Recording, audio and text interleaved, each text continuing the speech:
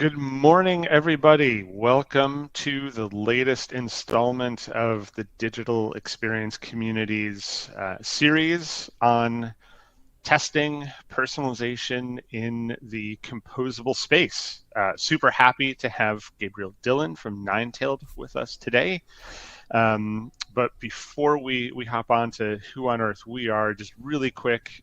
So the host here, the Digital Experience Community, is a vendor agnostic, company agnostic space for all digital experience professionals to get together, talk about what they're working on, ask questions, look for jobs, post jobs, just sort of generally, have a really good space for us all to get together and talk about creating great digital experiences. So thank you very much to the DX community for hosting this. And if you're not a member already, please join. So with that, I will turn it over to Gabriel from Ninetailed. Tell us a little bit about who you are and what brought you here today. Yeah. Thank you so much, Jason, and thank you to the DX community for providing this sort of forum to bring people like me into the spotlight. So my name is Gabe, or Gabriel. I lead the partnerships function at a company called Ninetailed, which is a personalization and testing provider for headless content, so fairly germane to today's topic. But before that, I've done a bunch of different things, primarily in like the API first marketing space. I started this sort of chapter in my career back in 2014, when I started a company called README, which provides an API documentation platform. It still exists, although I haven't been involved for a long time. And then I became the first salesperson at a company called Algolia, which is API first search technology. First salesperson in North America, by the way. Company was pretty small at that point. Then I became their first partnerships person. Then I joined the Contentful team, obviously a headless CMS that works really closely with Ninetailed. And then I became the head of partnerships at Ninetailed, which sort of, I think, it's a nice career moment for me because I get to bring all of the technologies that I've worked with in the past and actually put them to use on behalf of all sorts of different folks. Nice. So, Yeah, no, definitely a really interesting story. And I know there's a few people that I think joining today had, no idea who I am and why on earth I'm here, so I'll probably do a little bit of that as well. Yeah, So please. I've done a lot of stuff over my career, from being an agency owner, working in marketing, working in tourism, and I should absolutely disclose, even though they didn't participate in the series, that I did work for Sitecore for 4 years. Hadn't been with them, but led the web team there. Amazing team of folks. No pressure though, hosting the instance of the thing that you are trying to sell, right? So definitely had to be on top of our game there. So yeah, that's a little bit about my background. So as I was preparing for this session, Gabe, one of the questions that I got was, especially for folks not familiar with Ninetailed, where did Ninetailed come from? Why is it even called that? The name? Yeah, yeah. Well, sometimes we get things that are a little bit off color. We're not going to go there. Uh, the whip thing. That's not the right reason. Cat of Nine Tails is not just the whip. There's the fox, the Kitsune legend, which is sort of a Pan-Asian legend about a trickster figure that changes things and plays games with people. And when you think of like personalization and testing, like a lot of what we do is about swapping different sorts of experiences in and out to be able to change somebody's reality, somebody's experience. So that's obviously where we're sort of name checking the Nine Tails. That is awesome, and I love that connection there. Really, if you're deep into the mythology, then you definitely get that. Cool. We did So find a animatronic sort of kitsune thing that's about eight yeah, feet tall. It would entirely fill our office, so we did not get it. It literally breathes smoke and has like light up eyes. It was like a set prop or something like that. We no, that not is gonna get amazing. That's amazing. Yeah. No, maybe if you have a giant office or you have your it. own building in Someday. downtown San Francisco named after you, but I think before that, Some maybe may. a little bit much. Yeah, yeah. One of the things that we've been doing throughout this series is basically just doing a level set with everyone we talk to on what is composable. How do you think about composable? What does that term mean to you and to Ninetailed? It's a good question, and I think that there's a lot of terms that get swapped in and out that all have different sorts of nuance. I think composable is maybe the most acceptable to the most number of people because it allows the most numbers of different vendors and different sort of people who are building architectures to sort of understand it and relate to it. It means that you take different pieces, you put them together. You could also take them apart. They're not super reliant on each other, but because of the way that they integrate, they use each other's capabilities to be able to provide whatever they're doing. Ninetailed is a composable solution. We're an API first mock like sort of application that is decoupled from the backends. We are an API that is you can integrate it with many different kinds of solutions and services. So in that way, we are a composable solution. But when people think about like the buzzword, it has to do a lot with, hey, I want to adopt this new technology. Is it going to work with the technologies I use already? How am I going to integrate it? And what happens if it breaks? Yeah, So I think that's what composable really means. yeah. And I think as I've gone through the series, my view of composable certainly has evolved, right? When I started the series, composable was basically new. It wasn't really a thing, or it was just becoming a thing as I left Sitecore, and now it's all everyone talks about, and when you're sort of adjacent to the space. So it's been an interesting evolution as I've talked to different vendors, but I think where you get, whether that's single vendor composable or getting every capability from a different vendor, right, there's a whole spectrum, and where you fall on that spectrum is completely dependent on your own situation, and that's kind of what I've taken away from this series. One other thing that I would add to that is that Hmm. I think the word composable describes the experience that a lot of companies want their technology choices to be. Yeah. The lived experience over time, where you say, maybe I've done this one project, it's accomplished a goal, now I want to extend it. How do I extend it? I need to add something new to it, or I need to change an element of it. And in the past, that was always very, very difficult. But now, with this new breed of technologies that are more composable, you can start to think about the life cycle of your experience in a more dynamic way, in a way Yeah. that allows you to change things out. Yeah, and again, when I think about, my lived and worked experience, when you're making technology decisions, there's a lot of times where we've sat around a table after listening to five different vendor pitches, right, and scoring them and saying, well, we really like this, technology, but I wish they also had this, which they don't have. Or we can go with this thing, but I feel like we're paying for three things that we're not really going to use over the life cycle of this investment. So to me, composable really helps solve some of those issues and lets you actually buy what it is you're looking for without having to get too complex a system because that one feature is really important and you're buying five things or whatever it is that you're not going to use.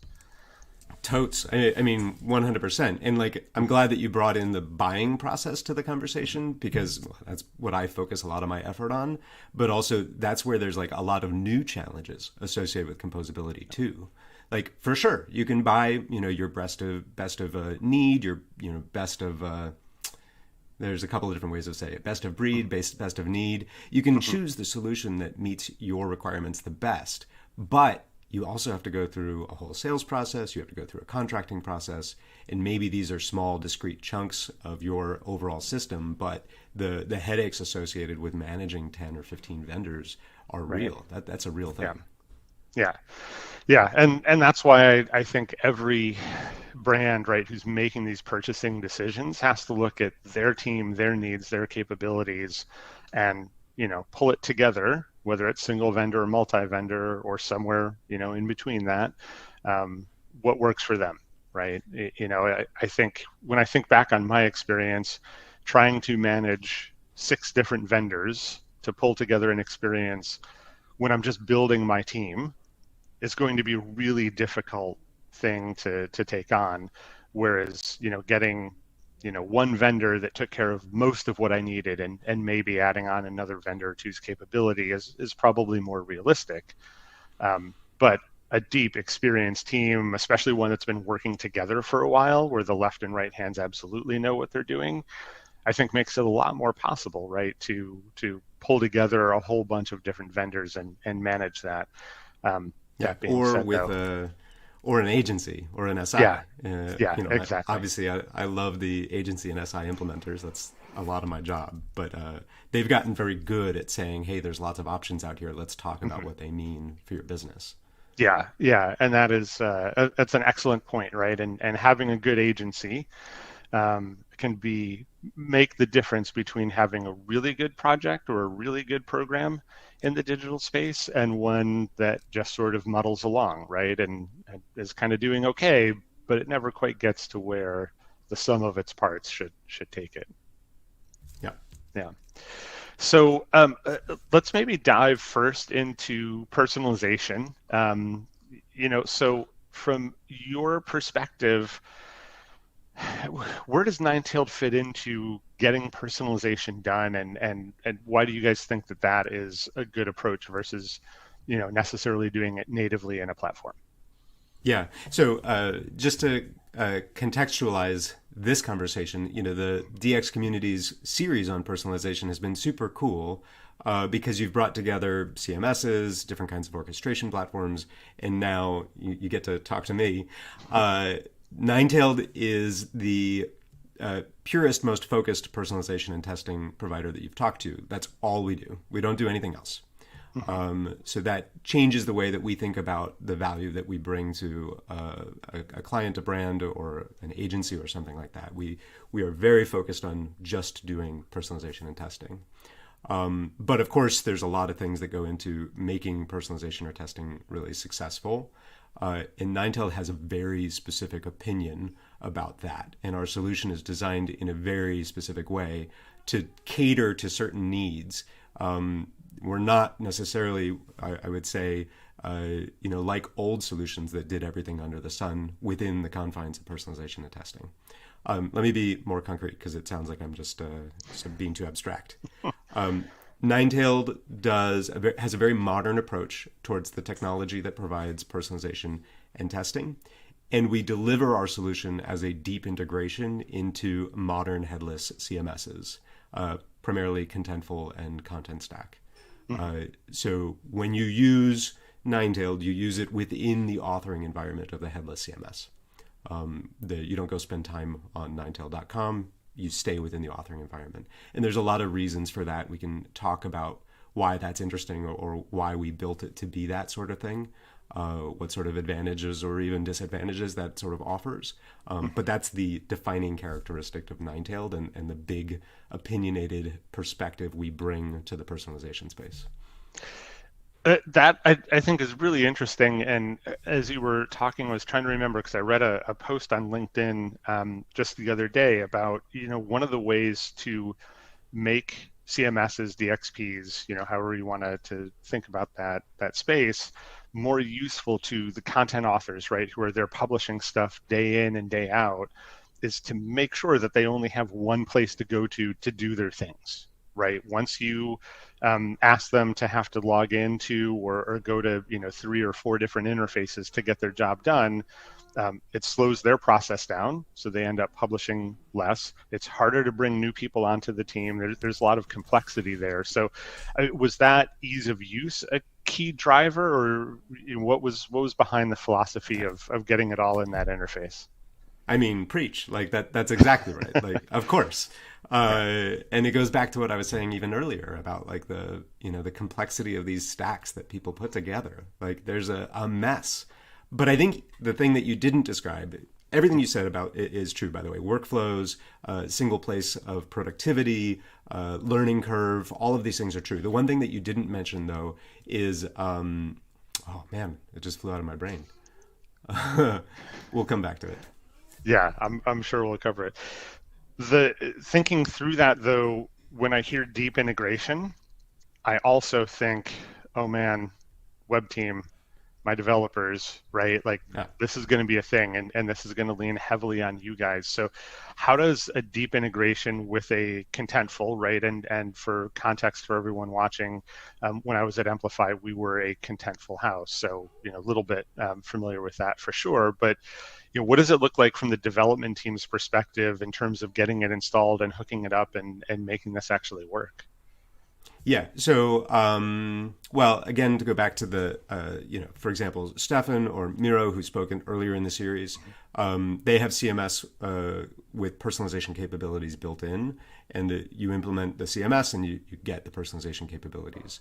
Ninetailed is obviously different, and there is a reason for this. It has to do a lot with the headless, decoupled, true sort of API first nature of the CMS itself. So, Contentful or Content Stack are headless CMSs, pure headless CMSs. So there's always going to be some developer tasks associated with implementing the CMS and implementing Ninetailed. One thing that you've asked, by the way, to the other speakers that I thought was interesting is like, what is personalization? And I think, most people took a very business user sort of answer to that topic, Mm-hmm. which I think is, I agree with everything that everybody said. But I think it might be interesting to actually talk about like, what does personalization technology actually do? Right. Do you mind if I go in that direction? Yeah, yeah, absolutely. Yeah. Yeah. So, and this is in the context of this headless world that I'm referring to. What we do is we build up a profile of a user based off Mm-hmm. of different kinds of signals that we get. And the profile is essentially the product that we offer. So somebody comes to an experience, maybe it's a website, maybe it's an app, and they click on something, and we record that. We record the fact that they clicked on something. And then based off of that signal, we can start to put those users into audiences that determine which version of a piece of content they see. And those audiences could be, by the way, personalized, or it could be an experiment, an A/B test, Mm-hmm. ABN test. So that profile, it is the guts of what we do, and it exists on separate infrastructure from the CMS, from the CDN, and it has to be highly performant, and that is sort of the guts of what happens. And so back to your original question, like what about the dev tasks? What is actually being done to be able to use personalization effectively in like a headless context? The front end application needs to be able to send signals to Ninetailed, and it needs to be able to receive the API response and basically choose which piece of content to show to the user. And all of that has to happen very, very quickly. Mm-hmm. Ninetailed is notable for doing that under 50 milliseconds. And that allows us to be able to basically use real-time signals to provide the best experience for somebody based off of some KPIs or business goals. So I think that, all of the vendors that you've spoken to are providing some version of that capability. And I think what's interesting about Ninetailed is how do you do that headlessly in like a composable context in omnichannel experiences? So one of the things that popped into my head is as you were talking there, right? You were talking about the connection between the CMS and Ninetailed and looking at the actions within the CMS to drive the next best piece of content, right? And sort of build up that profile on who that visitor is. So you get a better understanding. And one of the things that I've always done with personalization is do some, whatever data we could about what happened before they even landed on the site, right? So as they get there, it feels like a welcoming space because we know when people land on a web page, within a second or two, they make a decision about whether or not they're going to stay, right? So Yeah. showing relevant content immediately really helps with that stickiness. So, how do you guys work with data sources outside of the website to make that experience better? Well, actually, what you mentioned can be done both without an outside data source, but also, yes, you're right. Like oftentimes you can use really rich signals from outside to be able to tailor an experience. By the way, this is maybe top one or two or three most referenced stats in our industry. The value of of performance. If you don't grab your user immediately, then they're gone.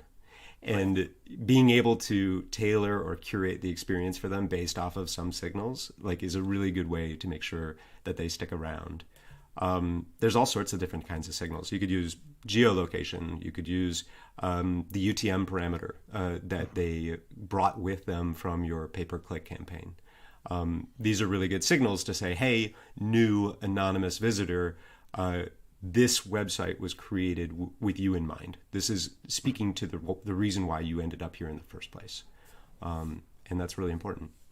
Your question, though, was about other data sources. You can connect what I mentioned about geo and those other sorts of things. Those are about the experience itself. But if you know something about the user from some other experience, you can bring that over and sort of provide continuity to their experience too. For example, they're in an email marketing system. They open up an email. It's got a specific subject line. They click through.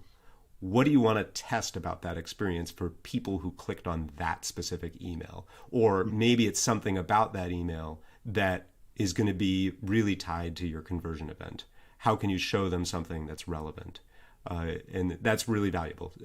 But I do think of that as like a next level sophistication use case that most people don't need to start with at the very beginning.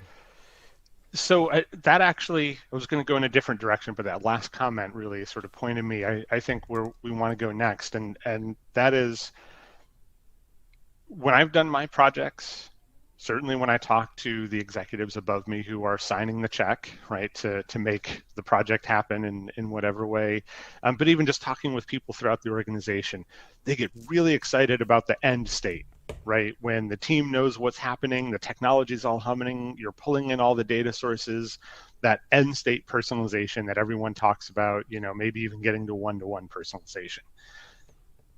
But nobody ever starts there. So, in your experience, what are some of the things that people can do to start showing value and get those little wins along the way to, give the team a little bit more experience, but also, give those people who sign the check the confidence that you're on the right track and they want to keep supporting this initiative? Yeah, I mean, we see this all the time. Somebody will share, oh man, I had a prospect come to us a couple weeks ago that had a fairly rigorous, and by fairly I mean one of the most rigorous evaluation criteria documents that I've ever seen in my life. And this was not some crazy SI. This was not even an RFP. It was just like, hey guys, can you do these 72 things? And you're like, well, hold on a second. Let's talk a little bit about what you're trying to achieve and like why and like what resources you have. I will say that what I think is the most important thing for anybody to consider is what is the difference between a new and a repeat visitor to your experience. A new visitor came there for a reason.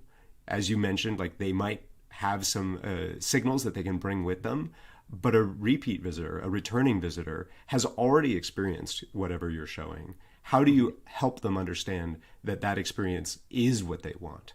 And that sort of new versus returning is the most basic audience you can create, and you can do so much with it. You can get such great bang for your buck in terms of the complexity of the implementation, in terms of the effort put in, out of just treating new and returning people differently. I think that that's the most important thing that people need to realize. And yeah, if they want to connect their CRM or CDP or anything else, there are good reasons to do that. But please, let's just stay on track and on target. Like, where is the goal? You need to think about that first. Yeah, certainly in my experience, people forgetting the goal and getting excited about the possibility of what they can do with the thing that they just bought is one of the fastest ways to get any program or project off track. So that definitely that rings true for me.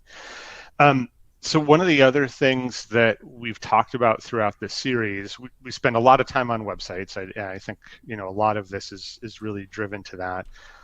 But especially the bigger brands, are not only thinking about their website, right? When we think about, okay, we've gone through the basic stuff and now we're getting to more complex scenarios. They're potentially they have an app, or if they're a retail brand, right, they might have a kiosk somewhere that they, want to make people feel welcome at as well. So, you know, going from the basic to that end state, what is the full realm of possibility of where you can personalize? Yeah. So I mentioned earlier, obviously, that Ninetailed has a strong integration with the headless CMS. I could phrase that a little bit differently. We have a dependency on the headless CMS. We are built as part of the content model. We store the metadata about the experiences that we serve within the headless CMS as entries.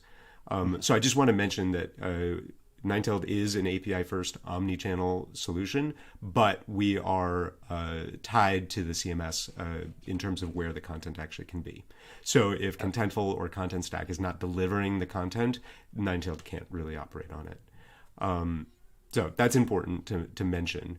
But the answer to your question is, yeah, being able to create continuity, cohesiveness across all of a brand's properties is super important. And personalization is actually one of the ways in which you can do that. If somebody does something on one experience and now is on another, and you can actually address that by saying, hey, we know this, we can give you what you want, then you're going to have a much better customer experience, a much better user experience, and people are going to appreciate it. Yeah. So in short, if the CMS or DXP that you are connected to can deliver content to a place, you can help them personalize in that place. Yeah. Yeah, Okay. That exactly. makes a lot of sense. So one of the other questions I have is we're thinking about sort of where you can do this and how effective it is and how complex you want to get, and showing value to your stakeholders is getting some of that data back. And we'll use this to transition over to testing. But without testing, what are some of the data points that I can look at to let me know this personalization is working or it's not, or maybe this is a different place on the website or a different channel that I might want to think about? What are some of the data points that somebody can look at to help drive their personalization program? Yeah, we think of this in terms of the there's upstream data sources, which we've been talking about, what sort of signals you can use to create an experience for somebody, and then there's the downstream data that's generated as a consequence. You're right, it has a lot to do with testing. If you have two variants and you want to know which one is tied to a particular conversion event better, like, you want the answer to that question.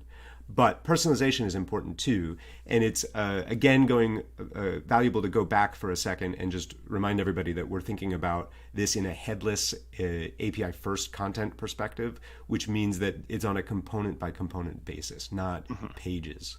So if you want to test, headline versus hero image, different combinations of those sorts of things, you can without changing the whole page. And Jason, it might be worth me just jumping into my app for a second. Do you mind if I do Yeah, that? yeah, go right ahead. Yeah. Sweet. Cool. By the way, this is Contentful. So if you're looking at this and you're like, I've seen that before, that's not Ninetailed, you're right. Because Ninetailed is delivered as part of the CMS.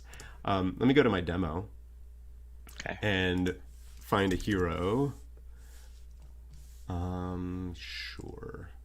Let's find the homepage, actually. There we go. So this is a homepage for a classic sort of B2B marketing site. And if we scroll down a little bit, Ninetailed is installed here. So this is the Contentful authoring experience, but now we've suddenly scrolled into the Ninetailed experience, which you'll notice feels a lot like Contentful. There's reasons for that. But if we just go into a simple little personalization, this is a geo experience for North American visitors. You'll see that we have this Insights tab here. And this is where we can suddenly understand what the personalization is doing, who's seeing it, and what types of content they're seeing, which is very important. Right. When we're looking at the experience here, this is sort of the answer to your other question about testing. Like, we have two variations. We are looking at a baseline versus a variation, and what is the performance of those. This test is running on sample data, so we don't actually have a result here. But that's really interesting. Results here within the CMS. The value here, of course, is closing the feedback loop for the content authors. They get the Hmm. results right next to where they're creating the content. They can design better experiences that way.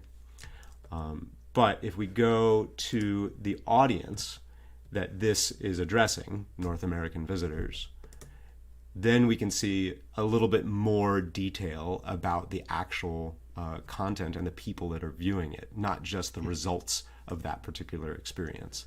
This, by the way, sorry for the plug, is the fancy new features that we're announcing in about a week. So this is a little bit of an early preview. Once again, folks, you heard it here first. That's why we That's come to right. these webinars. That's exactly right. So here in the audience, we're actually looking at how many people are part of this audience, and then what is the content that this audience is actually viewing. And back to your question, if we know something about the content that people view and who they are, we can start to be more proactive about the tests that we run or the personalizations we create. We can know that this component is viewed by a ton of people. We should probably make sure that it's the right version of this component. Let's run a test against it. Or this audience is really important. Like we've suddenly got a bunch of people coming from a new location or who have taken a different kind of action than we expected. Let's figure out more about them by running a test against their experience or giving them a new experience that's more catered to what they're actually trying to achieve. So this is really interesting data that allows us to sort of explore more about what the people are doing. I I like that this is here in the interface where the content author can see it in context, because when I think about when I have done this in the past, it's always been a separate place that you had to go Yeah. to, sometimes even needing to bring in an analyst to help you figure out what the data is telling you. And that really slows down that decision making process, right? If I'm talking to somebody on the content team and they have to go to a different place and talk to somebody else to try and figure out what's working and add in the meeting schedules and time zones and all of that, instead of making a decision right then and there, next thing you know, it's Friday and we're still not sure what we want to do. I think I just remembered the thing that I forgot, like way at the beginning of the conversation. Here, let me undo the screen share so that we can have a human conversation. Yeah. The important thing here is to cater to those people that are creating the experiences. It's good for the front end to be really performant. It's good for the front end to be really lightweight and performant. But what you really want to do is create a culture of experimentation within your content teams. You want to know that all of your content experiences are the right ones. And you also want to build in a data awareness within your content experiences. If you have data in your CDP or your CRM, how do you use that to inform your content experiences? And you heard me say very strongly, just do something basic like new versus returning. But what's really true about the marketing organizations that are using these sorts of technologies that want personalization to be part of their story is that they have invested immense numbers of dollars into trying to understand their users. And right now, it's really hard to figure out how to activate that data. It's really hard to figure out how to use it to actually make things better for the user. And being able to say, hey, within your authoring environment, we're going to give you the data, we're going to give you the access to other information, other systems, and we're going to give you the tools to go ahead and create it. All of the tools associated with the CMS itself. That's going to be really compelling for somebody that's put $1 million into Segment, for example. Yeah. So this is a really good opportunity, I think, to pivot to maybe focus a bit more on testing here, right? And there's a phrase that you use, and I've heard it in a million places, and it's culture of experimentation, right? And I hear a lot of people say it, but I don't really think I see a lot of people really do it, right? Yeah. They or sort of, dip their toes maybe in testing a little bit, but it feels more like a lot of places are checking a box. So what are some of the barriers that you see to establishing that culture of experimentation, and how would you do it within a content team or a digital marketing team? Some of it is purely around the tooling and the technologies available. Obviously, Ninetailed, by building so deeply into the headless CMS and by building this insights capability into the CMS, the data exposure, is trying to solve for some aspects of that. There's others too, the dependence on a developer to create an experience. I should have clarified early on. Ninetail does require developer involvement to be able to create the experience, but once it's been configured, marketing teams are no longer dependent on developers to be able to create a new experiment, create a new audience, target that audience, change the experiences on the front end. So older tools certainly required developer intervention throughout that process, and Right. that's going to make it. The other thing that people talk about is increasing the velocity of testing. How many tests can you run? How long does it take for a test to provide actionable results? And what you do with those results once you have them. Compressing that means that you can run many, many more tests, increase the velocity of the tests, and know more about the experiences that you're creating and managing. So I think that the barriers to creating a culture to experimentation have a lot to do with tools and technologies, a lot to do with the access to the data, but then ultimately it's about organizational management, and it's about whether the team says we need to know something about our content, about our users, to make the best decisions possible. And as you and I both know, when you're under a deadline, when you're just trying to get the thing out the door, like that extra step is really hard to prioritize. Yeah. And we see this very often. So I think that's the biggest impediment to actually creating a culture of experimentation. That I think makes a lot of sense. It's also the biggest impediment to doing a good job in general, right? Is Yeah. when people build these systems, they forget about what the content author has to go through to get the thing out the door. And then they assume it's just a web page, right? Throw some content on there, add a couple pictures. Bob's your uncle. I don't understand why this took a couple The call hours. to action is buy my thing. What else do you Right. need to do? Yeah. Well, so let's say we've got a team who has a supportive environment. They've, done a good job of thinking about the content authoring experience, and everybody's eager to get going. So where would you start with testing, right? Similar to what we talked about with personalization, but where do you start with testing? Yeah. My answer is fairly similar too. So testing and personalization in the nine-tailed worldview is like two halves of the exact same coin. The technology that actually is the difference between personalization and testing is not different. The difference, of course, is that a personalization is going to always take effect when somebody falls into the audience. A test is going to split the audiences into people who see the new experience and who don't. So you can start just with really obvious, above the fold homepage banner content. Create a new piece of content, see how it performs. Let people know that they can do something, tie it to something that matters to your business, and then measure the results. That's just the basic entry point for anybody running a test. As you get more sophisticated, your notion of like who am I testing, what kinds of users, and like what is the audience gets much, much more sophisticated. Maybe Right. you know something about a particular user journey through your experience that happens to convert at a different rate, and you want to be able to change that rate. You can start being very granular about who gets to experience that test. But at the beginning, just run a test against everybody, have it be like tied to an obvious call to action, something that matters for your business, and see how it goes. I think what you said there is really important with all of this, whether it's testing or personalization or anything, right? And it's tying to what the business is trying to achieve. And I certainly have been guilty of this in my career. I've seen teams who are guilty of this as well, as they get caught up in the web experience itself and what they can do with the tool, and they forget about what do we why do we have this website? Why are we spending time doing this? Why is the business investing in this? And that's where I think things tend to go off the rails pretty quick, especially when you're trying to show value to, the person in the C-suite who wrote the check for the tool. Yeah, Yeah. I think that's right. I think, in that, to dive one layer deeper, is how do you actually configure your tests to measure the right stuff? Hmm. And that's actually really difficult. Like I say, just test a call to action that's tied to your conversion, and I'm right. Like that's a perfectly viable strategy. But the devil is, of course, in the details.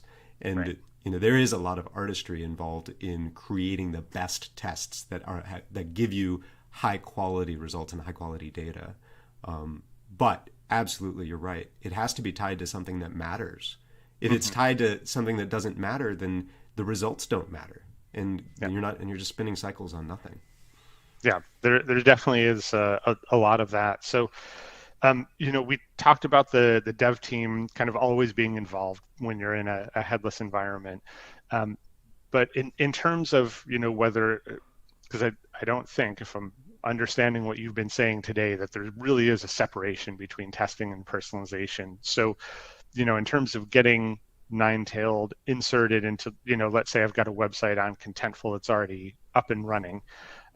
What does a project look like to get Ninetailed integrated there? And you know, is it like buying a CMS where you start with the business users and the developers, and everyone is thinking about where are we trying to get from the business end goals, and then we're going to work our way backwards to how we're going to get this all set up and what those requirements are?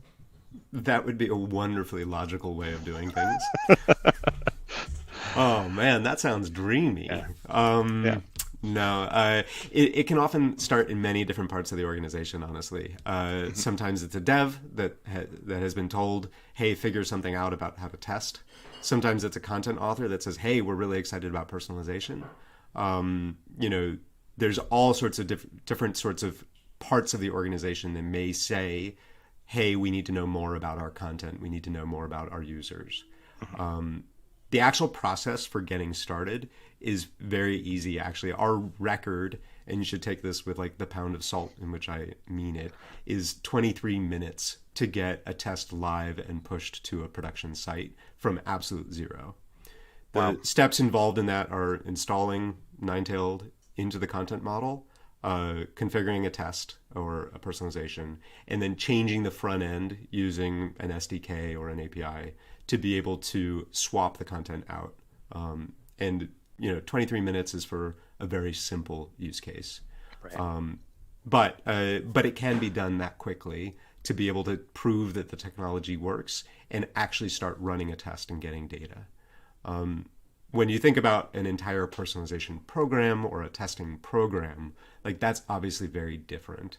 And Mhm. it requires, as we were talked about earlier, some organizational change that says, hey, we need the data to be available to understand the Mhm. users, to target them with the right content, and analyze the results. And that is a much bigger task than just saying, hey, can we swap content in and out on my front end? Yeah, again, I think the design of the project, certainly in my experience anyway, tends to have a bigger effect on the timeline than the technology itself. I have, very rarely, thankfully, worked with a development team, right, that couldn't take something like this and integrate it pretty quickly once they know why they're doing it and what they're supposed to do. Understanding why they're doing it, right, and I again have the good fortune of working with some excellent architects over the years who ask the questions about what is the content author experience going to look like? What's going to work best for you? What are we trying to achieve for the business around this? And that I think tends to be really where you get the sort of stickiness, I guess, in the project, or where the wheels, tend to jam up a little bit, is people aren't on the same page. It's rarely the technology itself. Yeah. Just to put on my normal hat, not Hmm. webinar participant, but like head of partnerships, like I work with a lot of agencies and SIs who are trying to shepherd a client through this process while also managing, competing goals like, are we going to be on time? Like, are we going to make any money out of this project? And it's often the case that personalization or testing, as we discussed earlier, starts to fall down the list of priorities, and Hmm. what's happening in the surrounding sort of efforts is an entire replatform to a new entire stack, or a creation of a completely new brand and experience. Like these are really big things. And being able to say, hey, we need data to make these decisions well is both obvious and not the most important thing when you're just trying to get it out the door. And agencies in particular, like they've done it a million times. It's not a client that does a replatform once every 5 years. Right. They have seen this and they still struggle with saying, hey, this is really important. Like, we need to do this now. Right. And of course that affects, me, that affects our ability to, sell software. But it also means that like these clients are being told that something is very important and then not getting access to the solutions that help make it possible. Right. Right. So we kind of veered a little bit to the right and talking about the projects overall and didn't quite dive into the testing like I had hoped, but Yeah. maybe it's pulling up the screen again or whatever. But, everyone always wants to know when we're looking at testing, what do I actually get to see? What data do I get out of this that's going to help me make decisions about what to test in the first place? But then, what can I see that's going to help me make decisions about how I should build my experiences or what content we should show or anything like that? Yeah. Maybe I can walk through that process a little bit. If Okay. I could share my screen. There we go. Okay. This is where we were before. But if we go back and let's create an entirely new experience. So let's call this DX Community. And you'll notice that I have the ability to create an experiment or a personalization here. Like as we discussed, like we just get the option right out of the gate. As a reminder, this is the Contentful interface, but we're actually using Ninetailed here inside a Contentful. So if we created an experiment, you can see that we're given a couple of default options. We're saying, the control is going to see 50% of the traffic. If we wanted to add another variant, we could. 100% of the traffic that's going to be in this experience is going to be allocated to either the control or the variant. And we get the option to choose an audience. If we were to create a new audience, we're going to use this rules builder to be able to define what are the signals that we use to segment somebody into this audience. And this is Ninetailed's rules builder. If you've seen something like this, then you'll recognize that this is a pretty powerful, fairly granular, but also pretty easy experience for creating an experience that says like, well, they viewed at least one page, the URL that contains the word pricing. That's an audience that clicked on your pricing page. And you can start running tests against them right away. But let's delete this audience. Go back to the experience. We can choose an existing one. Here's that same audience. I deleted it because I didn't want duplicates, by the way. Right. Let's use it. That is good demo hygiene there. That's right. Thank you, Chuck. Yeah. And then we get to choose our content. So let's choose an existing entry. Let's choose the homepage. And then a variant. We can duplicate the homepage right here. So if we want to say, hey, our existing homepage, let's just try something new about that. We'll jump straight into the homepage. We'll change the banner and we'll say, hey, DX Community. That's it. We've created some new content. We can publish it. Go back. And then we're done. We've said for all of the people that have clicked on the pricing page, show them a variation of the homepage piece of content. And this would, first off, be a pretty dumb test. Okay, I'm not a copywriter, and pricing intent is not really tied to a new banner image or a new headline or something like that. But that is the process of creating an experiment. So we would publish it. It would go live immediately because we're working on a production site right now. That's not very good hygiene either. It's worth noting that because we're inside the CMS here, we have all of the workflows that are available, all of the permissions and sort of enterprisey features that you would want to be able to govern somebody like me who really shouldn't be publishing experiments from doing so. But once we have that, just going back again to those insights that I showed earlier, if we were to click on, sorry, you're getting not the best of demos, but if we were to click on a personalization or an experiment, this would be the same. This is where you're going to see those insights and the results of that. So over a period of time, what is the metric that we're actually measuring? So if we were measuring cart value, and we're comparing two different variations, one is the baseline, the other has some performance metric. What is the result? So this is essentially the most important thing that you want to be able to take away from that. For this experience, did I improve things based off of the business KPI that I'm trying to do? So all of this requires the test to be running for some period of time. There's different sort of statistical approaches that are used to analyze these results. In case you're curious, Ninetailed uses a Bayesian approach. And it's a really good way to say right here within the authoring environment, like, where is my content performing well? What if I were to change it? What would the outcome be? Got it. And it's all like, we saw with the personalization before, it's right there for the content authors to be able to pull up and look at themselves without having to go through scheduling meetings to talk to the analyst to figure out how it went. Yeah, that's right. And no developer intervention. Obviously, the front end was configured to be able to receive multiple experiences on that hero component. So the hero component on the front end needs to be able to say, okay, we have two different variations here. Which one are we showing?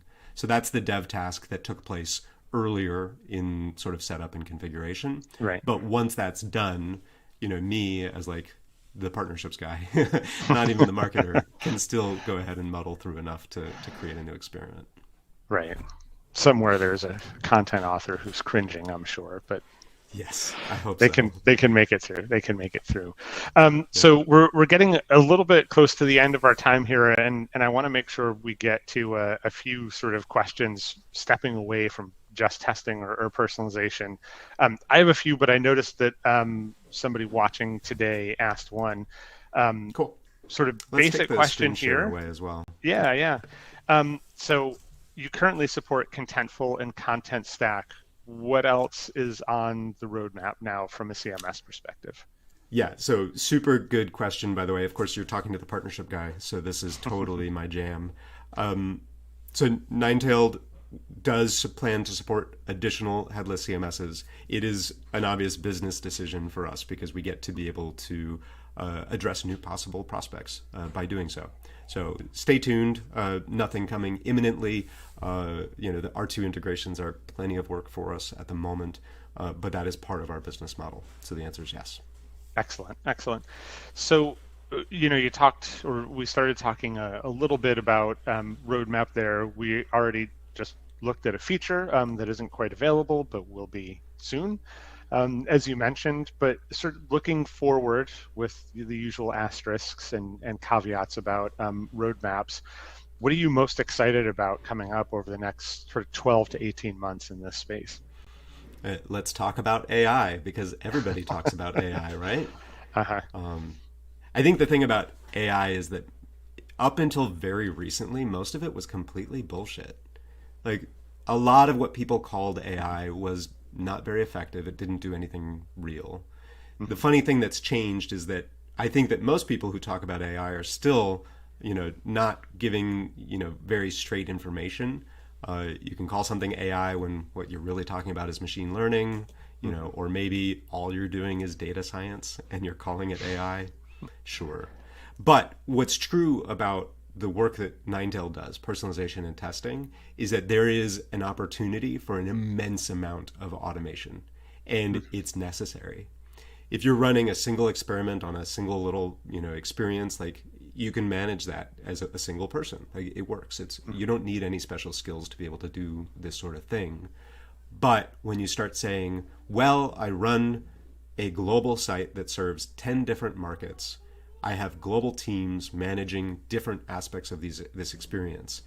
I want to be able to run personalizations and tests across all of them. I want to be able to filter my learnings from one market to another. And by the way, we need to support 12 languages. Suddenly, Right. like the content monster just explodes, and like you're dealing with way too much data, way too much content. And that's where Ninetailed will one day be able to step in and say, we can actually, it's not about like writing the copy. Like you can get ChatGPT to write copy. It's more about saying, hey, there is a underutilized aspect of your content model that is tied to very high conversion rates. Why don't you start promoting this piece of content? Why don't you show this kind of experience more? And when we talk about AI or ML or being able to automate the optimization process, that's really what we're talking about. And no, we don't have anything like that today. There's no product there, but there will be. And I think that it will be absolutely required as expectations continue to rise and people ask for more from their digital experiences. That I think makes a lot of sense, right? And I hear that from folks all over, that they're shifting away from the excitement over Chat GPT is going to write all my content to, hold on a second, what AI is actually good at is helping me with the rote stuff, the stuff in large volume, so that I have more time to actually be creative with my content and get back to those things. So I think that answer makes a lot of sense, and certainly hearing that from a lot of different places. Yeah, it's the rote stuff, but it's also like the um, a little bit of the deduction. I think, Yeah. when I say that AI is bullshit, like it kind of is. Like a lot of that stuff has been in existence for a while. But what we can do now, and what is no longer sort of vapor, is the ability to say, it's not just that we're going to manage translations and creating a new headline and publishing it for you, but we're going to say, you didn't run this test, but we can tell you for sure that if you were to run this test, this would perform better. And Mhm. those sorts of insights, I think, are on the horizon, and we're Yeah. pretty, like the AI environment, like all of this sort of industry is just moving so fast that being able to say that that is coming really, really quickly, and maybe Ninetailed will be able to provide that, is like not such a stretch. Yeah. Yeah. So the last question of this entire series, actually. So, thinking about what we talked about today, if the audience was going to take away something from this conversation around testing and or personalization in the composable space, what do you think the big learning is, or the key to success? What's your parting shot here, as it were? Do it. Do it. Do personalization. Do testing. Like it's first off not that hard. Mm, The technologies have advanced quite a lot. Ninetailed is an example of something that is very, very modern and built for this. We need to optimize for all sorts of different aspects of the process: the developer process, the marketer process, the content author. But the answer is really like this stuff is no longer the huge, nasty rat's nest that it used to be. You can actually run a test on your site without that much effort. And doing so will improve your business's outcomes. That's the big takeaway that I hope people have. This stuff isn't hard anymore. awesome. Yeah, when I think back to where testing was even 10 years ago compared to now, it's amazing the differences, right? And Yeah. and how How easy it's long did become. it take to implement a legacy solution? 6 months Yeah. sometimes. Hmm. And in doing so, you were duplicating your content, duplicating your entire workflows. It was like you had two CMSs back then. Yeah. And now you don't have to do that. Yeah. It's amazing. Well, that is an excellent note to end on today here. Gabe, thank you very much for your time. Really appreciate you joining us today.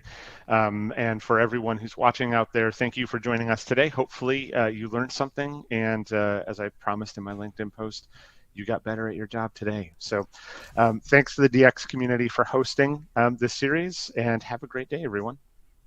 Thank you, Jason. Thank you, DX community. Thanks.